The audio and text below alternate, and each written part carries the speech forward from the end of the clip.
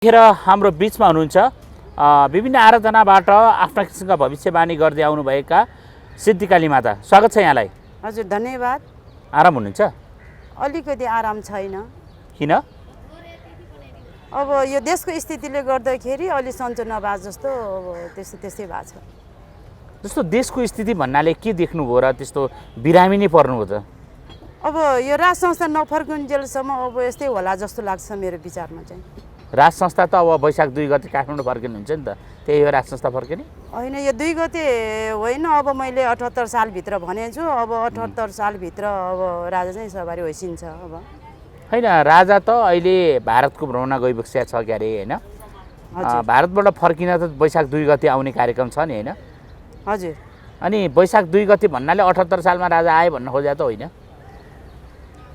होइन, अब भारत पनि हाम्रो आफ्नै छिमेकी देश हो। अब भारत अब इन्डिया अब विदेश भनेको यस्तै हो। अब जाने आउने क्रम त भइहाल्छ नि। अब त्यसलाई हामीले अब त्यो टाढो सोध्नु हुँदैन, राम्रै हुन्छ। अब कुम्भ मेलामा जानुभएको हो राजा, सवारी भइहाल्छ नि। कुम्भ मेलामा पूर्व राजा ज्ञानेन्द्र शाह, रानी कोमल र राजपरिवारका अन्य सहयोगी सहितको टोली छ होइन? कुम्भमा राजा गइ नै पर्ने वा राजा नजाँदा पनि हुन्थ्यो के लाग्छ? होइन, अब कुम्भ मेलामा कुम्भ मेला अब भन्दाखेरि अब हाम्रो छिमेकी राष्ट्रै हो। अब हाम्रो श्रीपाँच महाराज धिराज ज्ञानेन्द्र वीर विक्रम शाहदेव हाम्रो नेपालको पनि राजै हो। अब उहाँ पनि 12 वर्षको कुम्भ मेला भएको भएर चाहिँ अब नेपालको राजा भएको भएर चाहिँ त्यहाँ भारतले चाहिँ स्वागतै गर्नुभएको हो। जस्तो नेपालको राजा पूर्व राजा ज्ञानेन्द्र शाह भारतमा भनेपछि हिन्दू सम्राटका रूपमा शाही स्नानमा जानुभएको भन्ने यहाँको कुरो आयो होइन?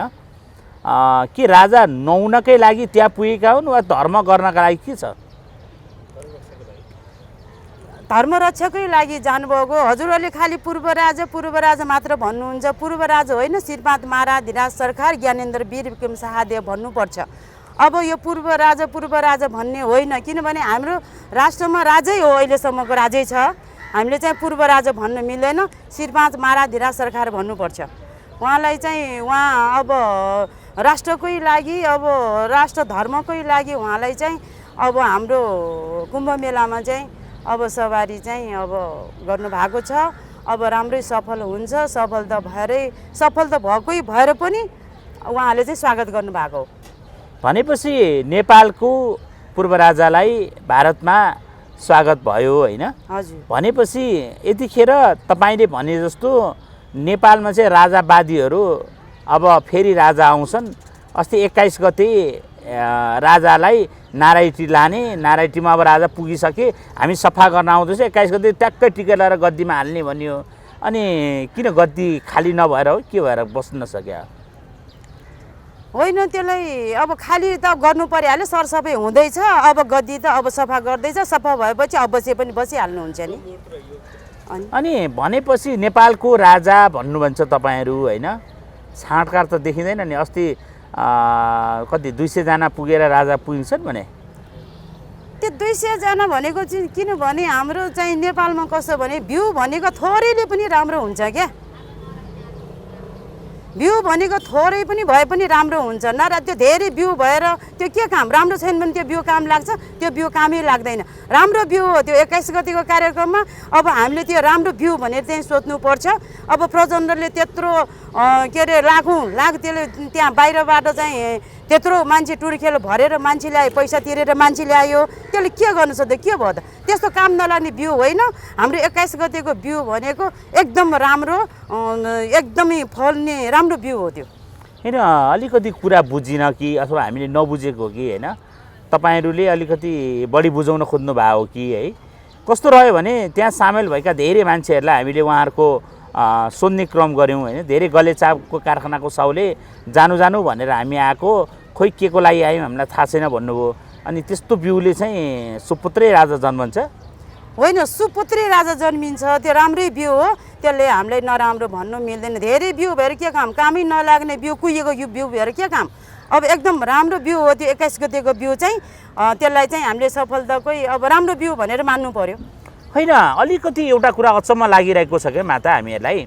जस्तो तपाईँहरू जहिले पनि कहिले यति गति राजा भित्राउने, कहिले उति गति राजा भित्राउने, कहिले आइसक्यो राजा, फलान ठाउँ आयो, ढिस्काना ठाउँ आयो, यस्ता हावादारी कुराले राजा आउँछन् कि राजा झन् भएको राजा पनि टाढा टाढा जान्छन्? त्यसलाई हावा भन्न मिल्दैन। असमय आउँदैछ त, आउने त छँदैछ। भन्नेले त अब भनिहाल्छ, त्यो भन्दैमा हामीले चाहिँ त्यसलाई नराम्रो भन्न पनि मिल्दैन। अब राजा चाहिँ 78 सालभित्र अवश्य पनि अब आउनुहुन्छ। अब हामीले त्यसलाई चाहिँ नराम्रो भन्न मिल्दैन। बोल्ने त अब जे पनि बोल्छ नि। अब बोल्नेको कुरा सुनेर हजारौँ मान्छेले हजारौँ कुरा सुनेर हुन्छ। हामीले एक मात्र राम्रो कुरा, सही कुरा हामीले गर्नुपर्छ। 78 सालमा कुनै हालतमा पनि राज संस्था फर्किन्छ भनेपछि 2078 सालमा नेपालमा राज संस्थाको पुनरावलोकन हुन्छ है। भनेपछि 78 सालमा राजा आउनको लागि चाहिँ के कुराले राजा आउने अवस्था छ भन्नुहोस् त अलिकति। अब यो शुभ योग, शुभ सन्ध्या, शुभ समाचार, अब शुभ साइत आइसकेपछि त्यो कसैले रोकेर छेकिन्न, आफै आउनुहुन्छ। भनेपछि यहाँनिर अर्को एउटा माताहरूले भविष्यवाणी गर्नुहुन्छ क्या। तपाईँहरू भन्नुहुन्छ राजा ज्ञानेन्द्र राजा भइसकेपछि उनका छोरा पारस शाह पनि राजा हुन्छ भन्नुहुन्छ होइन। अब धेरै माताहरूले भन्नुहुन्छ पारस शाहको त पालै आउँदैन, हृदेन्द्रको पालो आउँछ, नातिमा सर्छ भन्छन्। अनि तपाईँ चाहिँ के भन्नुहुन्छ? होइन हजुर, अब हजुरहरूले सबैले पारस सरकारलाई सबैले अब नराम्रो मान्छे छन्। कमलको फुल पनि त हिलोमा फलेको हो नि त। कमलको फुल पनि हिलोमा फलेको फुललाई सबैले त्यही फुल लगाएर तासेर लाउँछ कि लाउँदैन? हो, पारस सरकारलाई पनि मैले के देखेछु भने कमलको फुल देखेछु। अब त्यतिखेरको समय र परिस्थितिले देखाउँछ। अहिले म यो माताले यस्तो भन्यो उस्तो भन्यो भनेर म भन्दैनन्, तर पारस सरकार भनेको कमलको फुल हो, म त्यही मान्छु। भनेपछि पूर्व युवराज पारस शाह तपाईँको नजरमा कमलको फुल है? कमलको फुल संसार हिलो भनेको कति अहिले कमलको फुल हिलोमा फल्छ भन्नुभयो होइन? हजुर। तर पारस शाहले शासन बागडोर सम्हाल्न योग्य हुँदैनन् भन्नेहरू पनि छन् नि। तर तथापि तपाईँले भने जस्तो पछिका दिनले देखाउलान् होइन। तपाईँ किन पारस शाह नै तपाईँको अन्तिम विकल्प हो भन्ने सोच्नुभयो? होइन हजुर, अब यो सल्लाहकारकोमा पनि भर पर्छ होइन। अब पारस सरकारले सबैले अब हेला गरेको छ, एकदमै नराम्रो भनेछ। जुन फुल फुल्ने भनेको हिलोमै फुल्ने हो। त्यस कारणले अहिले समय र परिस्थितिले अब देखाउने कुरा हो। अहिले म केही नभन्ने। भनेपछि पूर्व युवराज पारस शाह राजा हुन्छन् भन्ने यहाँको कुरा हो होइन। अब पिताको त टुङ्गो छैन, छोरोको टुङ्गो कसरी लाग्ला पनि भन्छन् नि त। के भन्नुहुन्छ तपाईँ? अब बल्ल पिताको टुङ्गो लाग्ने भइसक्यो, अब लाग्छ। अनि त्यसपछि मात्र अब समय र परिस्थितिले देखाउँछ। अहिले मैले केही भन्नु पर्दैन। मैले जति पनि भन्नुपर्ने कुरा भनिसकेको छु। जस्तो यो बिचमै राज परिवारकै कुरातिर हामी लगिरहेछौँ, कुरा हुँदैछ होइन। भनेपछि पूर्व युवराज पारस शाह र पूर्व युवराज हिमानी शाहको सम्बन्ध बलियो बन्दै गरेको? अब बन्द भएरै भइसकेछ। समय र सापेक्षले बनाउने कुरा हो। अब बनिसकेको छ, बन्छ पनि। अब राम्रो हुन्छ, अब मिलन हुन्छ। अब भनेपछि पारस शाह र हिमानी शाहको मिलन हुन्छ अनि तपाईँले ड्रम बजाउनुहुन्छ है? होइन, हामीले त खुसी नै हुन्छ नि। किनभने अब हाम्रो राष्ट्रको गहना हो राजा रानी भनेको। अब राष्ट्रको गहनै हो।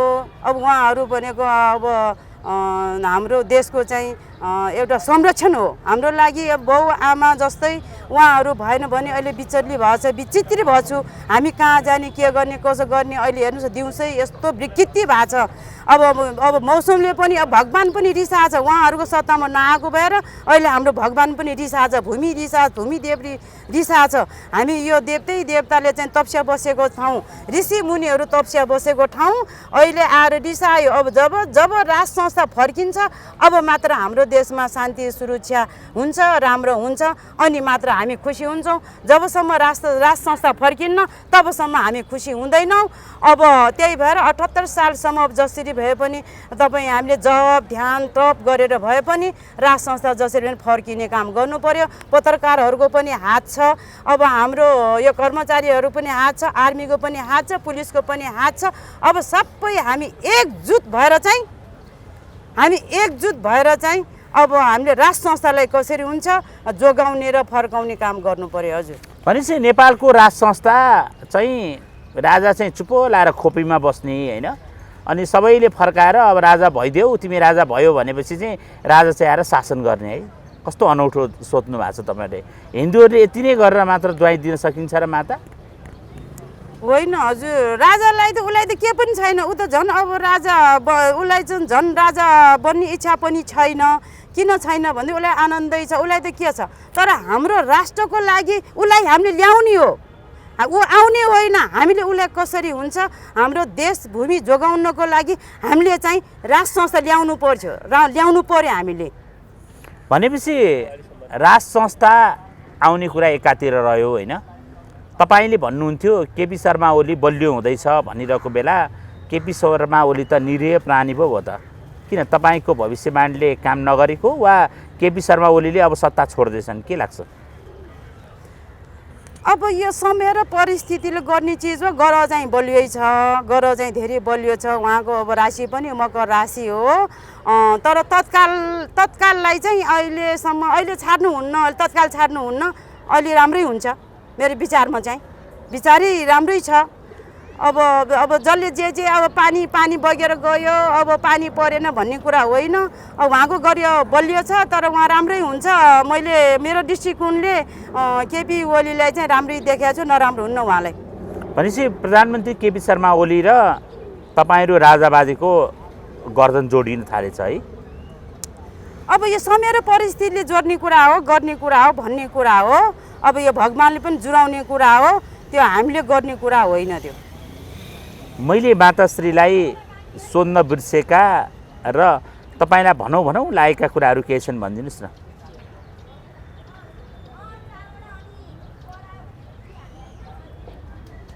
अब मलाई त अब कस्तो लाग्छ भने अब हाम्रो सबै मिलेर चाहिँ राज्य अब जनताहरू नमरोस्, जनताहरू राम्रो होस्, खुसी होस्। अब सबै मिलेर चाहिँ देशमा शान्ति ल्याउनु पर्यो। अब पूर्व मेची महाकाली अब उत्तर दक्षिणहरूले चाहिँ अब चाहिँ नराम्रो नगरोस्। हाम्रो शक्तिशाली हिन्दू राष्ट्रको देश हो, त्यस कारणले चाहिँ हाम्रो नेपाललाई चाहिँ कसैले हेप्न नसकोस्। हामी शिवको शिर हो, त्यस कारणले चाहिँ अब हामीले चाहिँ हाम्रो बदनाम गर्नु भएन। हाम्रो इज्जत हामीले नै राख्नु जान्नु पर्यो। यो सरकारहरूले, 7 दलको सरकारहरूलाई मै भन्छु सबै मिलेर चाहिँ हामी चाहिँ राष्ट्रको लागि चाहिँ इज्जत जोगाउनु पर्यो। हजुर निश्चय नै उहाँले भने जस्तै सनातन हिन्दूहरूले पूर्व राजा ज्ञानेन्द्र शाह, पूर्व रानी कोमल, पूर्व युवराज पारस र पूर्व युवराजी हिमानीलाई विष्णुकै अवतार मान्नुहुन्छ। तर व्यवहार र आचरणमा भने आफ्नो किसिमको व्याख्या छ।